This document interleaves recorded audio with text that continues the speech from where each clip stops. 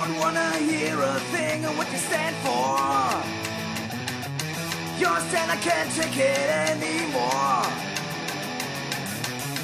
Don't wanna hear a thing of what you stand for. Just wanna see you lying on the floor. Don't wanna hear a thing of what you stand for. Your stand, I can't take it anymore. Don't wanna hear a thing of what you stand for. I think the strategy of the evening is that there will be a question and answer, and the director, James Gunn, and some of the stars will be present. So it'll be kind of a grassroots evening, and nothing terribly obnoxious the way some of the big Hollywood movies open. It looks like one of the stars has just pulled up in some kind of a gas-guzzling SUV. Not exactly independent, but let's see exactly what's going on.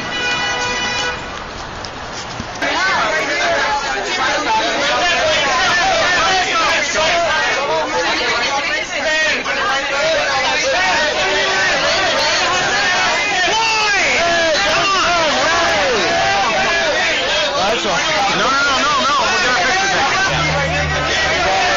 James, what's the plan now for the evening? Can you see yourself anywhere? Fortunately, yes, I can. Sorry, James. Do you know what? I'm on your movie for 2 seconds. James Gunn's buddy. I like your bow tie. And my bow tie. He's in a movie. It's a 9. I have 1 second. Yeah, come on, Roy. Oh, okay. We're gonna. Roy Kaufman from Troma. Yay! Woo! I'm about to get a photograph with James Gunn. Thank you, James. Thank you. We wrote Romeo and Juliet. Yeah, James Gunn. James wrote Romeo and Juliet and is nice enough to put me in his movie. Thank you, James. You're welcome. Thank you, everybody. Appreciate it.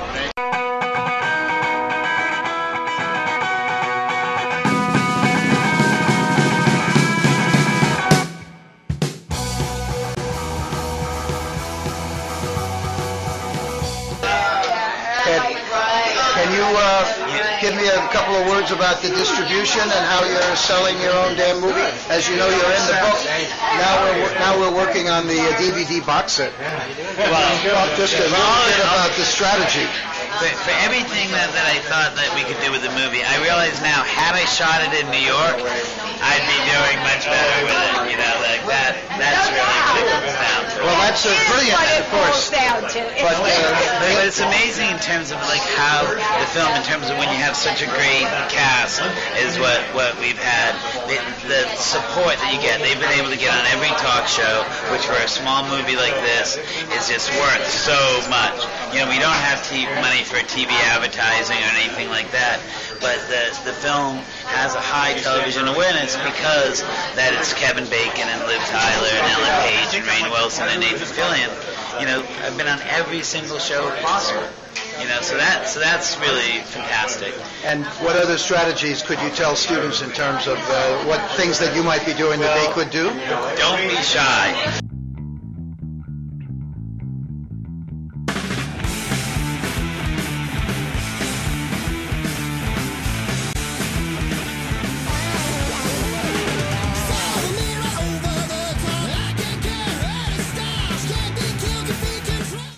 That this is a film that has been all of the materials treat the film as the film was intended. That a lot of times people think you have to sell to the widest possible audience. This is being sold to the specific audience. It's a film that will offend some people. It's a film that's divisive, and we're not being shy about that. We work to find materials that capture the manic, lunatic zeal that James Gunn, intended for this film, and so that's reflected in every single piece of material. So that's it. This is an effed up film. For those of you who don't know, preparing your brains. Jay Leno was totally messed up on this film. If you saw him with Rainn Wilson on the Tonight Show, he didn't know what to do afterwards. So anyway, thank you all for being here. I appreciate it. enjoy the movie. Oh, and we'll be here afterwards. We're going to do a Q&A afterwards, so stick around. Kevin, I gave you lots of compliments. Again, one last person for me to thank is Ted Hope. Oh, I'm sorry. You should be thanking Let me him thank too. Ted Hope.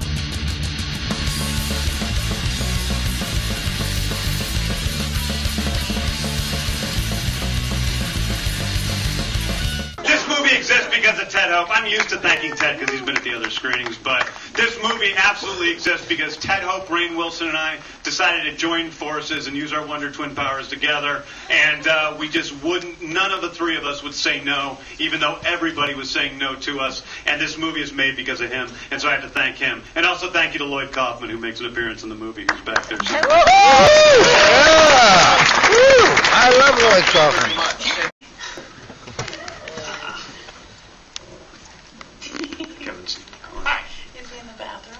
He left? He's pooping.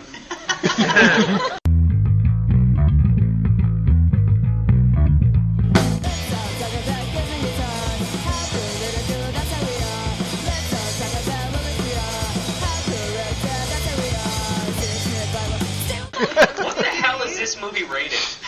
It's unrated, actually. We made the decision early on with IFC to go out unrated. From the beginning, we wanted to make a movie that was, extreme. And the movie, it's part of the spine of the film is that it's extreme. And if we started pulling back on stuff, it wouldn't be what the movie essentially is. So we went ahead and went unrated. It's awesome. I like to think of it as a Juno spinoff where It is. Juno meets the clerk from the beginning of Juno, played by Rainn, Yeah. and they later fight crime together. Jason, I consider every film I do sort of a spin-off of Juno. Okay, that's good, because that's how I look at most movies.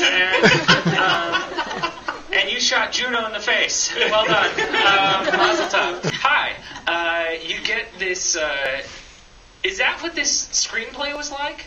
I mean, did it seem that raw on the page when you were reading it? I mean, that was what got me. This script was so well written and just completely caught me off guard and was so original and touching, and I was just like, what the fuck am I reading? And I would laugh out loud, and I was like sort of crying at times, and it just really moved me a lot, so that's why, yeah. But it was there, yes. Yeah, it was there. I mean, the nice thing is I think a lot of times you read something that has that kind of, violence, and you have something that feels that raw, and then when you actually see the movie, it ends up being whitewashed. Right. I'd say I've had more experiences like that, where I've read something, I say, oh, yes, this thing has, some edge, and then you kind of see it, and it's all been sort of smoothed over. So this movie actually, I think, kind of went the other way. It was kind of like I didn't really. First off, it's hard to imagine what animation is actually going to end up becoming, but also just just kind of the violence of it. I should have known from James's movies, but just went farther than I pictured it, which I think is what makes it kind of unique. Yeah, it's sort of different though. It's different from like Slither, which because Slither's more over the top violence, and in this movie the violence is more like it's brutal. I mean, that's the point of it. It's like we see these superhero movies where things are blowing up and people are getting punched and people are getting knocked unconscious, and in this it's actually about seeing the results of the violence, what it really is. Yeah. This is going to sound like a really stupid question, but I'm actually just curious, and to use my opportunity with the microphone to ask. Is this a really time-consuming thing to do? I mean, I look at the amount of action, and there's lots of explosions, there's lots of blood. This actually seems like a really a time-consuming movie to make from just in terms of shooting action. It's such little time, 24 days, right? Yeah, it was 24 days, So fast. How do you do that? But I was honestly, I just knew. Like you can ask Liv, because Liv freaked out on her first day, and then she got used to it. I mean, in a good way. It was I had like to shoot like half my part. Yeah. There were all these little flashbacks, and we would do 1 or 2 takes, and we shot on red, so there was like no playback, and I don't think I'd really ever done that to this extent before, and I hadn't worked for like a year, and I was shocked. Yeah. I trusted him. He knew always exactly what he wanted. He would walk us through and say like, really explain, storyboard out exactly what he wanted. Yeah, not only did I but storyboard it and shot list it, but the AD and the DP and I would go to the sets ahead of time and sort of memorized what our moves were going to be throughout the day with the lights, almost like it was choreography. Wow. So that, and then we could give the actors like a little bit of time in the scenes where like the first day we shot all the kind of easier scenes, but then to try to give the actors at least a little bit of time in the scenes where more acting was required, I mean, but very little bit, But like the scene and at the the end violent with stuff these was guys. kind of amazing because I've made so many movies like The Incredible Hulk and big things where there's like nothing there, and you're imagining everything, and this was kind of amazing. I remember that day when we were doing the last day when the firemen were there, we like really blew the yard up, and it was this is fucking awesome. Yeah, that was great. Well, let's open it up. Who has any questions? Yeah. Is everyone our friends? I don't think so. I think there's IFC members here tonight as well. I thought that was strange first too. It's like, are we doing a Q&A for our friends? Yeah.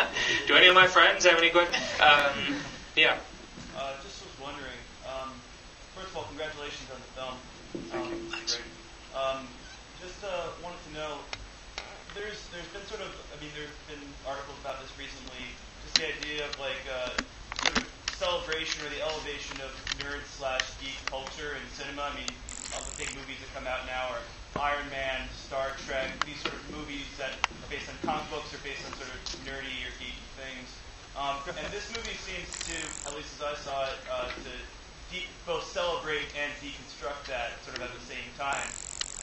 Sort of showing how dark this is and how dark this can get, and are also sort of celebrating the sort of purity or innocence of it, sort of embodied in the central character played by Rainn Wilson.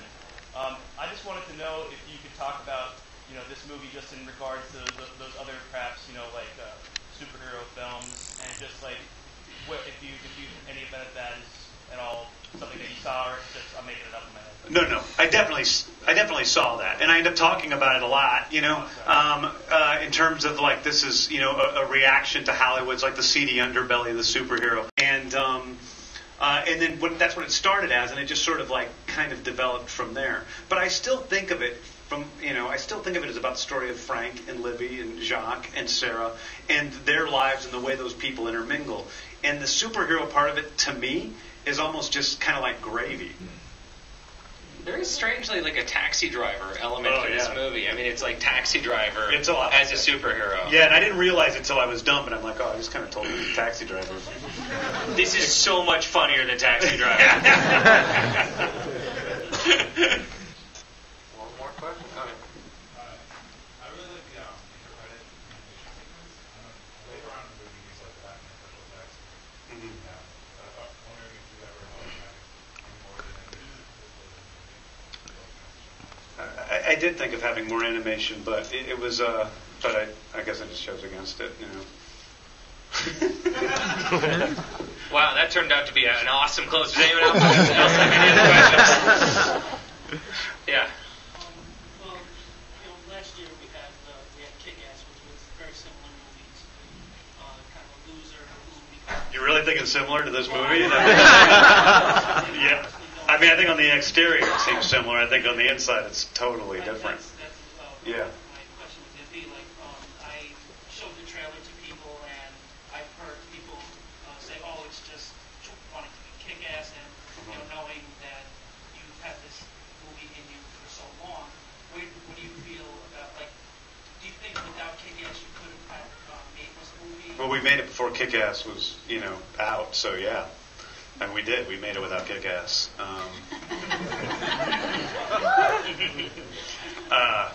But, yeah. Yes. And in comparison, I find this to be kind of, again, a more frighteningly original and really brave film. And that's what's so cool about it. And it is interesting that when you get, and that's an often thing that happens in Hollywood where you have a moment where people are kind of connected by different ideas, by similar ideas. What's great about this, and what I really think is great about this film for you, is it just shows your voice as a director so strongly. And it was a real thrill to see it the first time and again. And thanks for joining us, and thanks for you guys coming down as well to support the film. It's so cool when actors support their films. This is great. Mazel tov on a great film. Thank you.